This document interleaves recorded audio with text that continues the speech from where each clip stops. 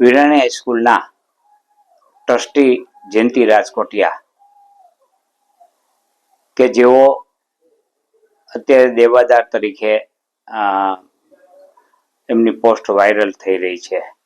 તેમને ઘરે લેણિયા તો જઈ રહ્યા હતા એવી પોસ્ટ પણ વાયરલ થઈ રહી છે અને તેઓ દુબઈ ભાગી જવાના છે તે પણ પોસ્ટ વાયરલ થઈ છે.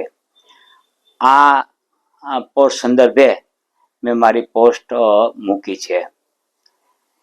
પોસ્ટ મૂકવાનું કારણ એ છે કે વિરાણી હાઈસ્કૂલ છે એ રાજકોટની ગુજરાતની કેમ્બ્રિજ છે અને ખૂબ જ ઊંચી શાખ ધરાવતી વિરાણી હાઈસ્કૂલ છે.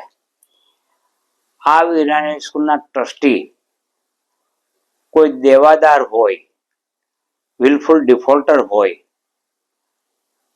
તો એ મારી દ્રષ્ટિએ વિરાણીની શાખ ઉપર વિપરીત અસર થનાર છે અને વિરાણી હાઈસ્કૂલમાં ભણતા વિદ્યાર્થીઓના માનસ ઉપર પણ વિપરીત અસર થાય. એટલું જ નહીં, રાજકોટિયા છે એ સંઘના અગ્રણી કાર્યકર છે. રાજકોટિયા છે એ ભાજપ જિલ્લા પ્રમુખ છે.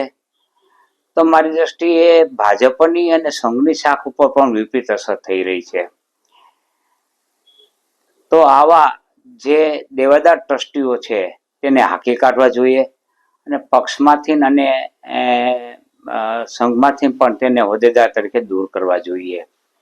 વિરાણી હાઈસ્કૂલ એ શૈક્ષણિક સંસ્થામાં ઉચ્ચ શૈક્ષણિક ડિગ્રીઓ ધરાવતા શિક્ષણવિદો હોવા જોઈએ. એટલીસ્ટ 50%, 51% પ્રોફેશનલ શિક્ષણવિદો હોવા જોઈએ. તેને બદલે વિરાણી હાઈસ્કૂલ ટ્રસ્ટની અંદર મની લેન્ડર્સ,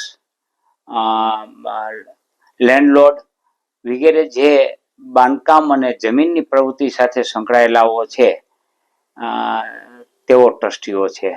આપ જાણો છો કે અગાઉ વિરાણી હાઈસ્કૂલનું મેદાન વેચવાની પણ ફિરાદ થઈ રહી હતી અને તે વિરાણી હાઈસ્કૂલનું મેદાન વેચતું બચાવવા માટે વિદ્યાર્થીઓને ભારે જહેમત ઉઠાવી હતી અને સરકારે પણ આ અંગે ત્વરિત પગલાં લઈ અને વિરાણી હાઈસ્કૂલનું મેદાન વેચાતું બચાવવા માટે સફળ રહ્યા હતા. આજે પણ વિરાણી હાઈસ્કૂલની મિલકત માટે સરકાર, કલેક્ટર તંત્ર અને વિદ્યાર્થીઓ સાથે મળીને ટ્રસ્ટ સામે લડી રહ્યા છે અને વિવિધ તબક્કે તેમના કેસો પેન્ડિંગ છે. એટલે મારી દ્રષ્ટિએ કોઈ પણ ટ્રસ્ટની અંદર ટ્રસ્ટીઓની શાખ ઉચ્ચતમ હોવી એ ખૂબ જ જરૂરી છે.